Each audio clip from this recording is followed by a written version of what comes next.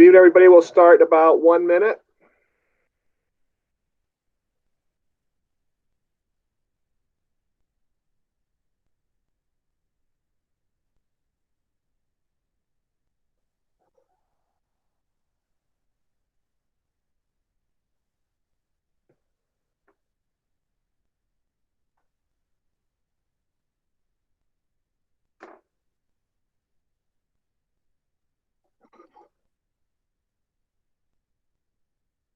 Quick open house. So most people show up for elementary and not as many for high school.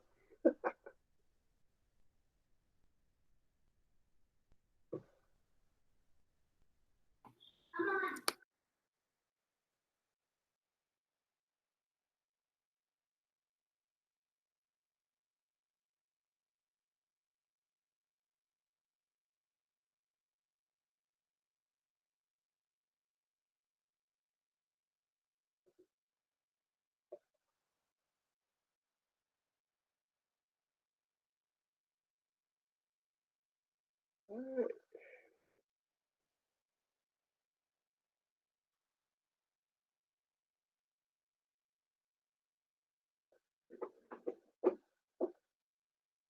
So good evening, everybody. Randy Squire, Superintendent of Schools here at CA. I'd like to welcome everybody here tonight for our third part of our triple header in regards to our transition to reopening plan. And we'll be focusing on the high school, but I certainly welcome anyone who are middle school and elementary parents as well. And so we're going to get started. I'm going to provide just some overview through a slide deck.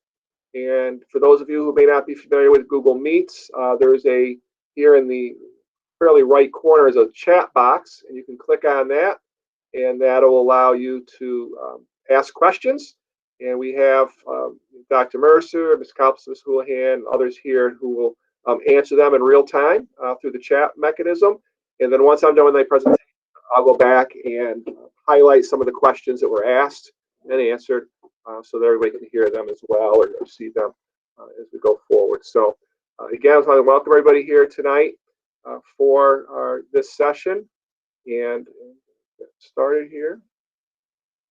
So, the planning for our transition really began, back in March when we all suddenly were not here anymore physically in our buildings. And it's been a steady progress of input and ideas from everybody in our school community. We had over 110 people participate in our community conversations that we had in May and June, and then with follow-up conversations in July as well.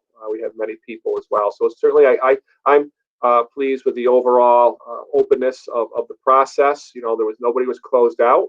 Everybody was invited to participate and be part of it, and a lot of folks took advantage of that as we went through. So as a result of all that feedback and conversations, the administrative team has been working throughout the summer to come up with an overall reopening plan, which we submitted at the end of July. And then once the governor gave the green light for us last Friday, we went ahead and said this is the model we want to implement, and that is what we call our dynamic learning model, or everybody can come here every day in person, or they can choose to be at home as well. And so with that model and all of our models in our plan, there were three main priorities that we were focused on. The first, and always the first, is the health and safety of everyone here at CA, our staff, and our students and visitors, etc. So that was our first priority. Any decisions we made, is it going to keep kids safe? Is it going to keep our staff safe and well? Our second priority was equity, and we wanted to make sure that we could provide learning to every child in an equitable manner, whether they're in person or they are remote. And so that's one reason why we are going with this full in-person or full remote model as opposed to some of the other models that you may have heard from other schools doing at that time. And part of equity is choice, and we feel this gives parents, the choice, a clear choice in that regard for that. So when we began to work on the plans, we were excited to realize that our facilities would be able to um, hold all of our students for a full day or every day in-person model. So if on September 10th, when school starts for grades 1 through 12, if all 1,213 students were to show up, we would have room for them and continue to be socially distant and have all the safety protocols in place. I don't anticipate that occurring. I know parents are choosing to keep their kids home, and we respect that, and we'll get into that a little bit later. But we do have the space if that does occur. So we are pleased when we went around and started measuring rooms, literally, again, and just confirming what we had as far as square footage goes in that regard. So it was exciting because I know a lot of my colleagues across the region, the state, are unable to do that, even though they would like to. They just don't have the physical space, or because their class sizes were so large already, they were having to have to split some of their classes into threes in order to keep physical distancing appropriate. Where at CA, we've been fortunate to have small class sizes to begin with, going forward. So again, those three priorities: safety, health and safety, equity, and then finally flexibility. We want to make sure that one model would seamlessly transition to another model. And so we have the in-person or dynamic learning model and the remote model are really our two key models that we have here. We believe they dovetail with one another pretty nicely. Right? And so if we do have to transition to full remote, we can do that rather effectively, and then vice versa. If we're then coming back, we can come back into that. So some of the decisions we made, some of the changes that are going to be happening, some of the structures of how our school operates are because of those three priorities in particular. So let's talk about health and safety. Everybody's wearing a mask when they're here in our buildings at all times, adults and kids. So they'll be wearing a mask when they get on the bus and when they get here if they're getting dropped off. They will wear their mask in the halls and move it about the building.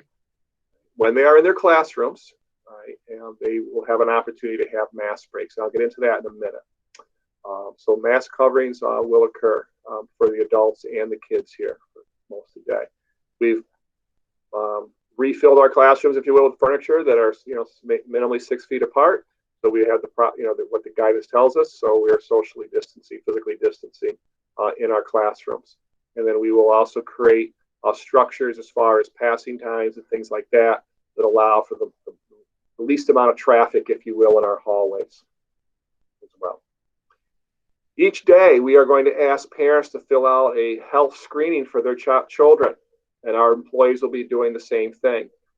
You will be receiving a text and or email each morning, a reminder to fill it out, and you will hopefully do so. And it's all online. You can do it on your phone or on any device and submit. And then assuming you've clicked no, really, for all the answers, send your child on their way to school. If they're coming in person. If you're remote, you won't have to do that. But so we'll also hopefully possibly have a second reminder for those who forget before they start coming to school. And then the administration will have a dashboard. We will know who did not fill out their health screening, to do their temperature check, and then we will meet them at the door, if you will, and take care of that as they enter the buildings for that. So the health screening will include a temperature check, as well as the standard questions that a lot of you, I'm sure, are familiar with at your place of work that you're filling out on a daily basis probably as well. Or if you go to your doctors or the dentist, they're asking you these questions as well. So they're the same ones, and that'll help us, make sure everybody's coming here healthy as much as we can. So there'll be a daily health screening, and again, we'll be using an online platform to manage that and to help us in that process. We're all going to participate in training on the proper practices of being healthy, hand hygiene, respiratory hygiene, so how to be physically distant in a polite way. All the good things that we should be doing to create a sense of community here in our schools. Right? So that's kind of be our theme when it comes to health and safety. Is everything we're doing is to keep you safe and to keep your friends safe and everybody in our school community safe. Right? And we feel strongly about community service here at CA, and this really is about community service, serving your community. by doing the things necessary that will keep everybody in your community safe. Right? So that's going to be our focal point for the first several weeks of school, and then ongoing throughout the year is to train our kids, whether it's our kindergartners or our seniors, the proper etiquette and proper way to move about the building, and to abide and respect people's space, if you will. And again, hand hygiene and etc. Will be off it. There will be hand sanitizer everywhere in the buildings, and certainly all of our sinks will have soap and paper towels nearby as well in all of our spaces. And we will go through again when you should do it and when the proper time to wash your hands. And so moms, hopefully your kids will realize that they should wash their hands before and after they eat when they're done here. And hopefully they'll have a lot of healthy habits by the end of the school year as we go forward. Health and safety also includes the mental well-being of everyone here at CA. It includes our employees as well as our students.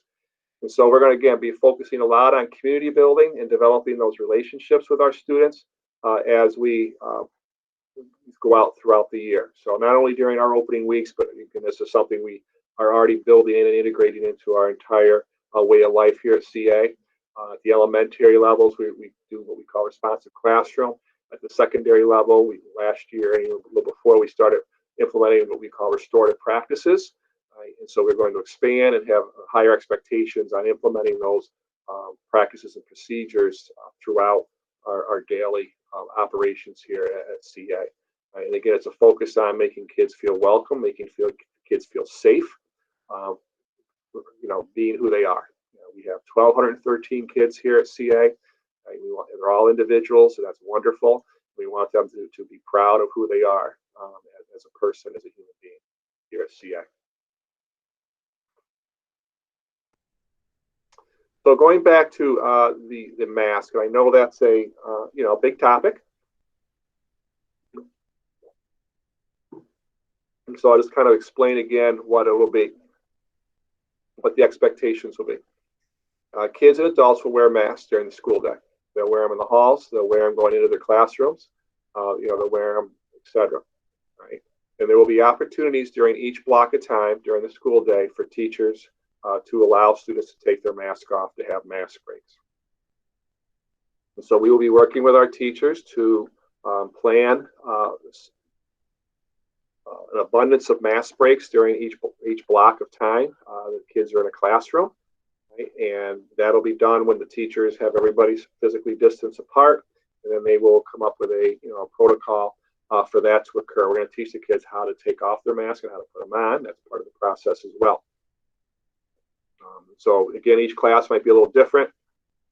A lot of ways we can do that, but kids will have mask breaks during the day. It'll be done in a safe and calm manner within the classrooms throughout the day. And otherwise, they should have them on. And the expectation is they will have them on. We will not, pretend it's not happening. If they have a mask off, we will address it and take care of it. But at the same time, we also know they need a break. Our teachers will need a break from their mask, as well. So we're going to build that in to the day within the classrooms, right, where the least amount of kids in one spot. Right? And as a result, then we will, make kids feel comfortable. They have to be masked. Shields alone are not acceptable unless there's a medical reasoning behind for that change or whatever. So, and again, if one of your children has a medical note about masks, then we'll honor those medical notes as well. So that's our kind of nutshell. I know there's a lot of different interpretations on masks out there in the social media world. I was going to tell you, based on the guidance that you see right here on this slide, this is what we're going to do here at CA until the guidance change one way or the other as we go forward. So,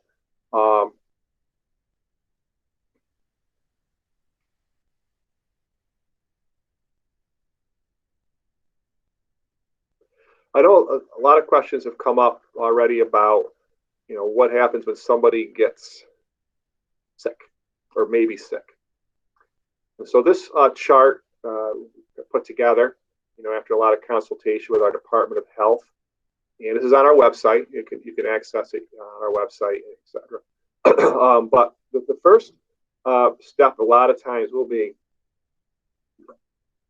a student will exhibit a fever. We can notice a fever. Right? And so whether the child is sent down by a teacher or the kid's not feeling well themselves, the nurse will begin to do an evaluation. Right? And so does the kid have a fever? No. Right? Then they're going to go through all the other assessments and see why the kid does not feel well. If the kid has a fever, the student has a fever, all right, then the nurse will go through a series of questions and assessment to determine if they have other COVID symptoms. If the student doesn't have any other COVID symptoms, you're going to follow the no. The child's still going to be sent home. All right, so your parents got to come pick them up, and then they will have to stay home for 48 hours, fever-free, or receive a note from the provider to come back. Okay, for that. And before the kid comes back, again, just like every other day, you're going to have to do the screening, the health screening, before they come back. So you should be clicking no, they have no more fever, and they haven't had a fever in the last day. If the nurse finds that this child has a fever and other symptoms, COVID symptoms, right, then that student will be isolated or put in a room, supervised, right, and the parent will be called to come pick up the student. From there, we as a district will activate our COVID response plan, which includes beginning to just tentatively begin our tracing procedures and cleaning and disinfecting procedures as well.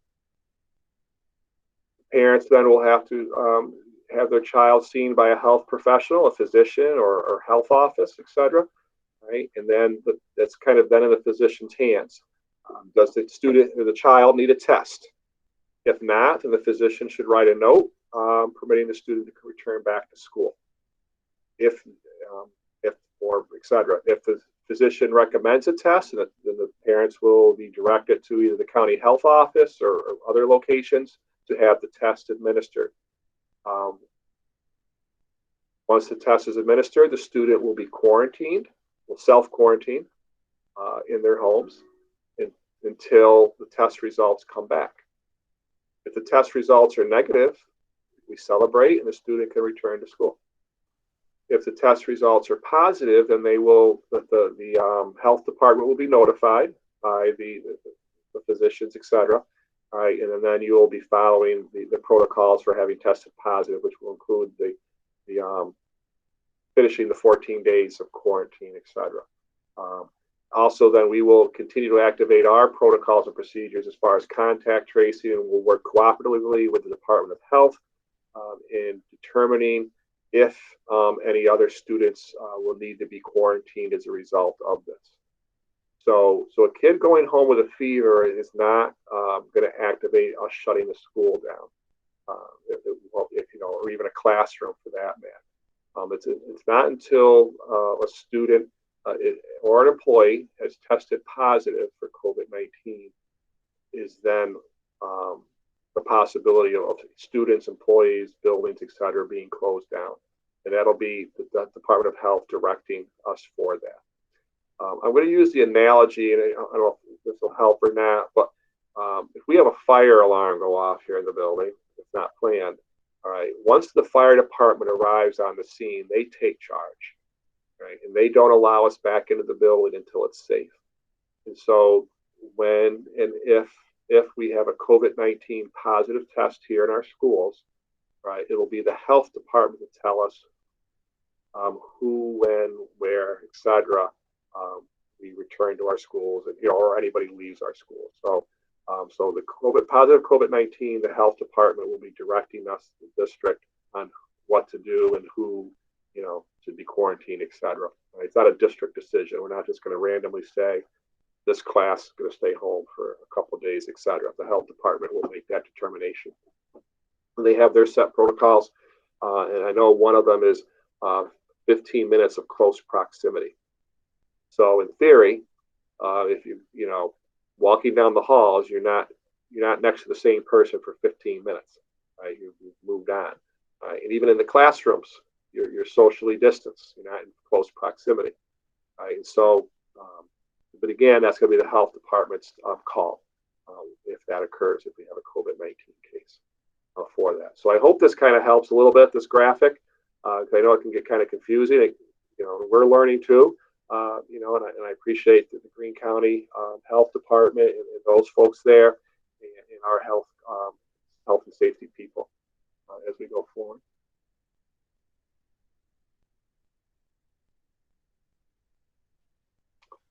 Let's talk about equity here again. Again, we're using the dynamic learning model here in the middle school, high school, actually district-wide, where again, we'll have students in person and remote at the same time. And at the high school level, students who are remote will be coming in via Google Meet live to their classes each day. And so that will provide them the direct instruction of their teachers on a daily basis. It'll allow our teachers to be responsive to student needs as they occur as well. We're also implementing at the middle school, high school, we're going to be transitioning throughout the year towards more of a standards-based approach to grading. And what this kind of means, if you remember college, that's part of it. But really what it comes down to is really focusing in on what we want kids to learn and then deciding, have they learned it? Yes. If maybe you learned a little bit, haven't learned any of it, more of a 4-tier approach as opposed to a 0 to 100% approach. This is the model's been around for decades. In fact, high schools used to be this model, and for whatever reason, they went to the percentage at some point in the 60s. And so we're going to transition it back to that model again. And again, that won't happen overnight, but it's going to be worked on throughout the school year. We're also going to be implementing a little bit more deeper our Redefining Readiness initiative. And the reason for that is, again, going back to equity, we know that test scores alone are not a fair nor equitable way to judge achievement or judge future potential or success. It's very clear that whether it's a Regents exam or any other type of state test, etc., they don't work for that purpose. So we have developed a series of indicators that through research have demonstrated if kids are achieving those indicators, those benchmarks for those indicators, that they will have success whether in college. We have a series of indicators for success in career and success in life. In fact, on your report cards this year, you will be seeing, in lieu of comments for each class, you will be seeing one of our life indicators, which is personal disposition. And so each marking period, you will see in each of your child's classes whether they are demonstrating or working towards we call the 4 CS, whether they're collaborative, whether they're an effective communicator, whether they're a creative thinker, whether they're a critical thinker, and are they self-directed. Right? And we think that's a lot more useful information than is a pleasure to have in class, which is, we all know, the most famous generic comment on report cards in the United States. So we'll be implementing that as well. K-12 that is just one indicator of many that we'll be doing. So a lot more information on this. We've kind of been piloting this the last couple of years with our seniors. This is going to be building-wide, district-wide as we go forward. And again, recognizing that readiness takes many forms, and each of our children are different, and so they should be have the opportunity to demonstrate readiness in many ways as well. Finally, our third priority, again, is flexibility. And we believe our dynamic model will allow us to transition, if necessary, into full remote. Again, I mentioned all students will have or should have an iPad at home right now, actually, high school students in particular. So just as a sidebar, say you might want to mention to your student, where is your iPad, where's your charger, where's your cord, let's charge it up, make sure it works. And then if you have any issues, you can call tech services, Monday through Thursday, and take care of it before the first day of school. But we'll be sending out plenty of reminders between now and September in regard to that.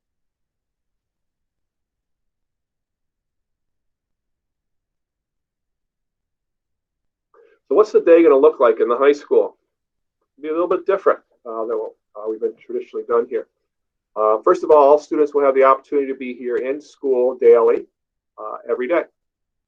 Class sizes will be limited to the recommended seating distances in each classroom. So the high school has a different size classrooms all over the place, so no two classrooms are the same. So one classroom might have 15 desks, another one might have 18 because it's a big classroom. Right? Whatever it might be, the desks are all 6 feet apart minimum in our rooms in that regard. We're going to try to do class dismissals that are staggered, during the day.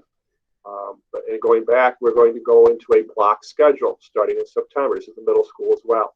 So students will only be in 4 classes a day. So in fact, every day they're only going to be with, 4 sets of kids, if you will. So it cuts in half the contact time, on a daily basis in that regard. It reduces the number of transition times during the school day to half, as far as the safety fee. Academically, it means kids only have homework for 4 classes a night. They only have to bring in materials for 4 classes a day instead of 8 classes a day. As for our teachers, the same. They only have to prep for 4, really 3 classes a day, and instead of 6, and things like that. So it'll be generally speaking, an every other day approach. So if I have English on tomorrow, then I'll have math the next day and then English the following day. So it alternates every other day for most of the classes for that. Our teachers are going to be receiving a bunch of training coming up, and then leading into the start of the school year, and then follow-up coaching, et cetera, throughout the year to help them adjust their instructional planning to a longer block. The blocks will generally be about 70 minutes long. The first block a little longer for breakfast, and the third block longer for lunch as we go forward. Speaking of breakfast, it'll be grab and go. So as students enter the building, there'll be some kiosks throughout the building where they can pick up their breakfast, and they'll be eating it in their first block classrooms. And then lunch will be served in the cafeteria, and kind of a modified, just because we've taken the tables out, we've put desks in. Okay, so we have 80-some desks in there, again, spread out significantly, so kids can eat at a desk, and be socially distant at this point. Honestly, it was a way for us to find a place to put all of our extra desks that came out of the classroom instead of a storage container for that. If necessary, we may have to utilize one of the classrooms or some classrooms for overflow for lunch, but that's a wait and see how many kids will actually be here physically in September. We'll use multiple entrances for arrival and dismissal. We'll communicate that out once we're settled on that. Right, so pick up and drop off might be different doors than when the bus kids come in, et cetera. So it might be by grade or things like that. So we'll let you know which door our children can enter and leave from, et cetera, in the mornings. And finally, for students who are going to be doing the remote option, we'll expect you to attend all scheduled classes. So second block, you have Mr. Palmer in Algebra 2 at whatever time, 10 a.m., then you're expected to be there remotely at 10 o'clock for Algebra 2. Attendance will be taken, all right, and it'll be taken every day. We're required for that. So kids who are remote and kids who are in person, attendance is normally will be taken. Same work expectations for in-person as well as, remote. We know there are going to be some modifications. We understand that for some classes, it just may not work to be remote for some of the assignments, and the teachers will modify them as necessary. For students who are remote, for special ed students or students who need interventions, those services will continue remotely throughout the day. So we will meet our IEP expectations for our special ed students as well. And I think I just want to say a shout out to our special ed staff in the high school and all of our schools, because that I thought we did a really great job of that. I know that was not easy in the spring, and just I think they really had the kids feeling supported. And I know it's going to even be better in the fall if they've had some time to reflect on the spring, et cetera. But hats off to Mrs. Castle and the special ed, department here in our district, in particular in the high school. They're all stars in that regard. And so that's kind of a summary. And I feel like I must have missed something here on this quick, but of what the high school will be.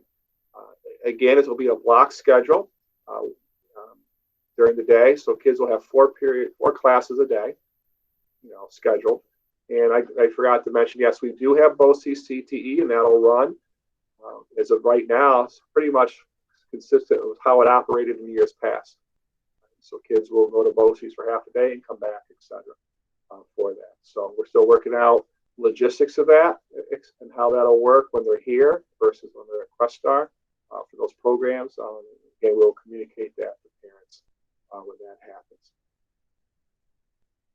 I'm not sure how much, I don't know if I spoke too much about going back to health and safety, but cleaning, right? Now, our custodial crew, and Ed Swart in the high school, again, they take such pride in what they're doing over there in our district as a whole. And we were, in fact, had a lot of procedures already in place that very seamlessly are going to be part of our processes now with COVID-19 in regards to cleaning and disinfecting. So, that's going to be, again, we've been working with our vendors, if you will, who,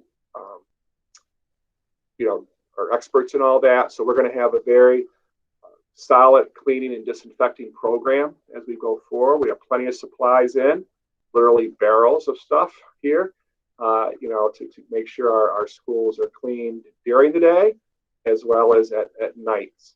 And because of that, that's, I know some schools are saying, well, school next door, they got a day off so they can clean the buildings. Well, we have the capability of doing that every night, and if we need to do some things, we will. But we're definitely going to have clean and disinfected buildings during the day as well as at night as we go forward. So I'm very confident in that regard with the crew we have in place, et cetera, for that. So, and again, our teachers are going to be trained as well. Our staff will be trained just on how it's going to work, what's going to happen, what's going to happen in your rooms when you're not there at night, so to speak, and also how to keep the rooms clean during the day.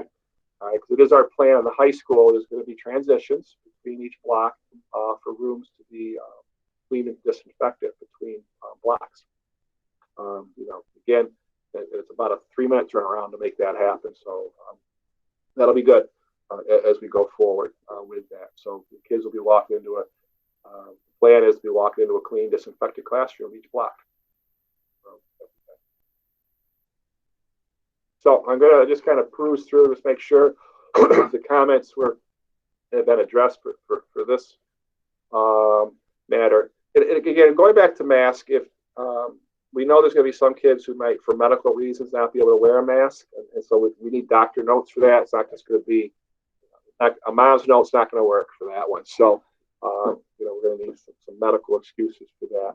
Again, it's our expectation that the teachers will design their classrooms so that kids will be, for a better way to say it, stationary, so that mask breaks can occur on a regular basis during each block for a decent amount of time for each block, as we go forward, with that. So, because physical distancing is just as valuable as wearing the mask, there's going to be a lot of, in a bad way, kids having to sit in their desk, straight ahead kind of thing. So that'll give opportunities to have, mask breaks throughout the block, each block throughout the day as we go forward.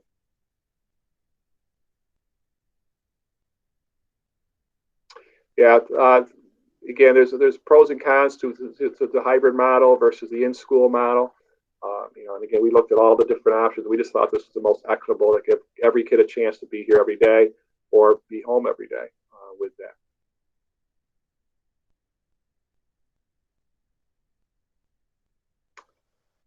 We're going to guesstimate 50% of the class time they should have their mask on.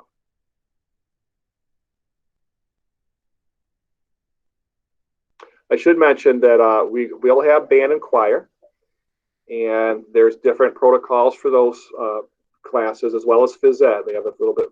They have a 12-foot physical distancing, and so we're going to work with the music teachers. And they've already been thinking about it and planning it, and how we continue with lessons, maybe small ensembles that are spread out, all over the place, in order for kids to continue to,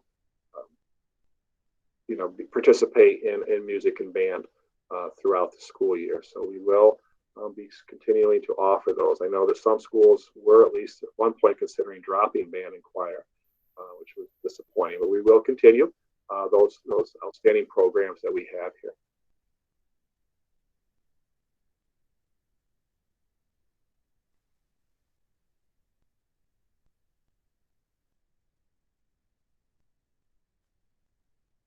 Yeah, so the remote classes will happen concurrently. I think I talked about, I'm not sure if Patricia heard that or not. So yeah, so if I'm scheduled for, you know, global history, third block, and global history is at 1 o'clock in the afternoon, then I'll be signing on at 1 o'clock for global history, participate.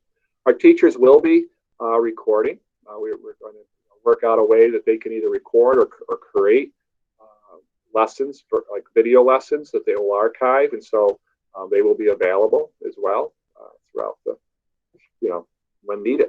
So if a kid is unable to attend for some reason, they can catch up through the videos. And as I'm scrolling through, another question has come up with the other schools. If your child is coming to school every day and then they happen to be home sick for other reasons, they may just have the bug, they can go remote. They can come into their classrooms and participate.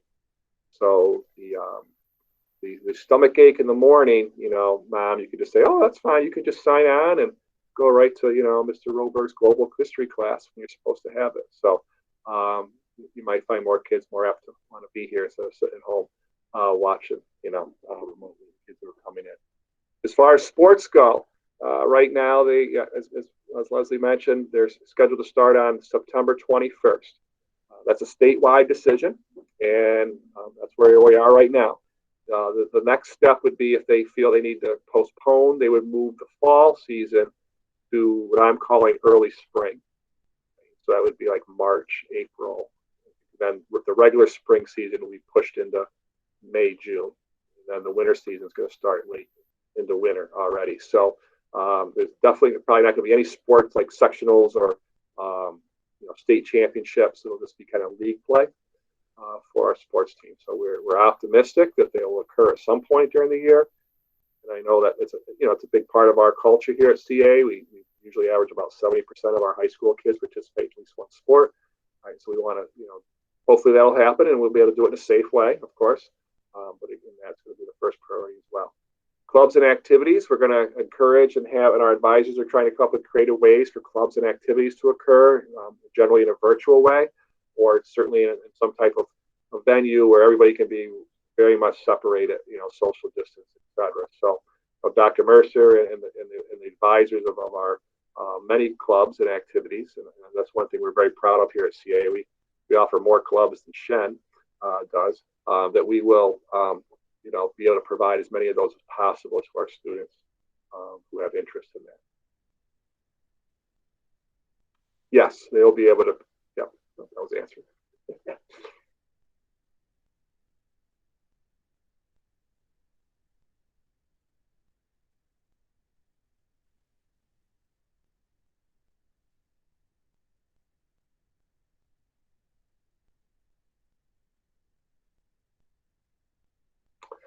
I think most of the questions have been answered. Dr. Mercer is quick with typing here tonight.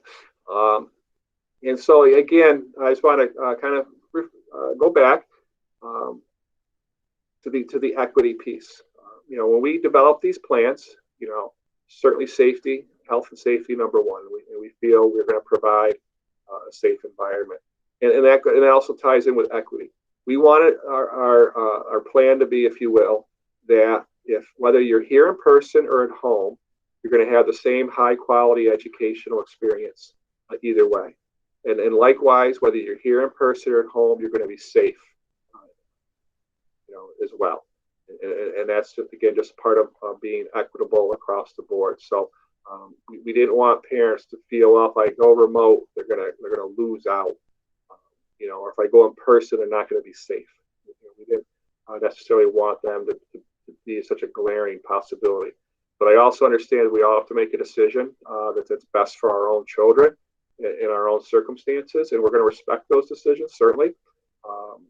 And we know some kids may want remote because they excelled at it when it was going on in the spring. So it may not have anything to do with health concerns, but and that's okay as well. Excuse me. So we just ask you haven't filled out the survey.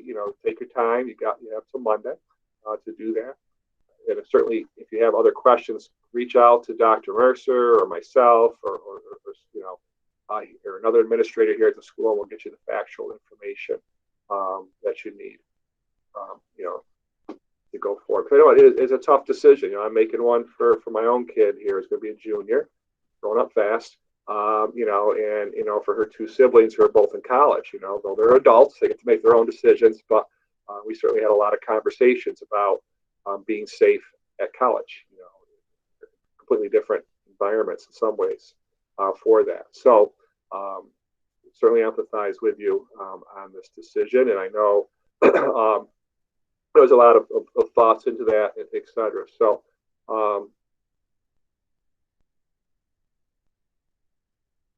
was reading the comments. I apologize here. So again, we're excited about what's going to be happening here at CA and in the high school in particular, and all of our schools. I think the block scheduling is going to create so many other opportunities, as far as deeper learning, allow our teachers to kind of dive in a little further into the content. They've been working hard to narrow the content down in such a way so they can do that.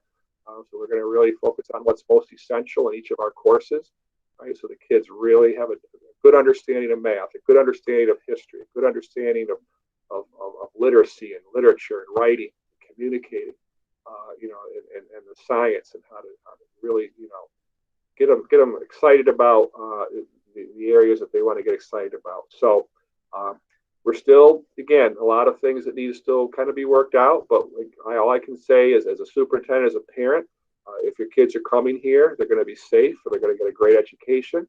And if your kids are going to be home, they're going to get a great education, and I know you'll keep them safe at home, as we go forward. So,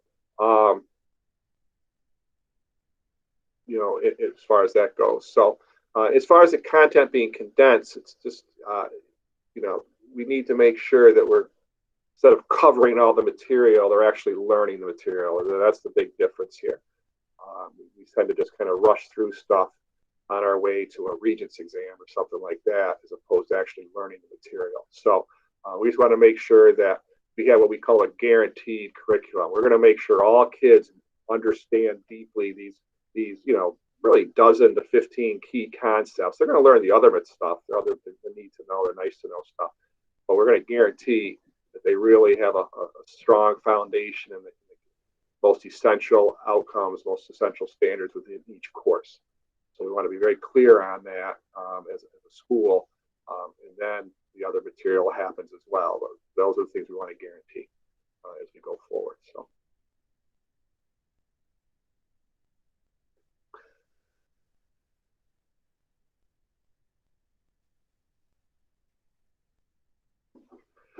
So I want to thank everyone for being here tonight. And like I said, this has been recorded, so will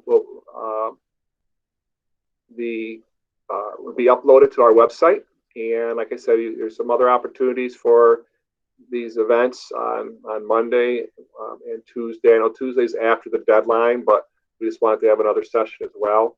We're only required to have 3, which we did tonight. So we're having a 4th on Monday and a 5th on Tuesday. Again, if you have questions, even after you've submitted your in school or out of school, don't hesitate to, again, call Dr. Mercer, call your child's counselor as well. We'll be using Google Classroom, yep.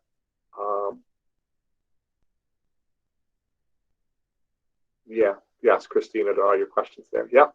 So we'll be using Google Classroom in the high school, hopefully a little more dynamically than just being a worksheet exchange. So we're going to work with our teachers again to continue to implement more project-based learning, where kids can really dive into topics and provide, give them more than one way to show they know it, whatever that is in each of the classes. So that certainly will prepare them, not even just for college, but for the workplace as well. More long-term assignments. So I again thank you, everybody. Dr. Mercer, thank you. Ms. Scalpson, Ms. Houlihan, I know you're on. Thanks for answering a lot of the questions. Again, our leadership team's been fantastic. It's a great group. They have our kids' health and safety and the equitable treatment of them. That's our number one everyday question to each other. Are our kids going to be safe with the decisions we make, and are we providing an equitable, high-class, quality education? Because at the end of the day, we want every kid to achieve extraordinary success. So again, thanks for everybody for being here tonight, and enjoy your weekend. Thank you.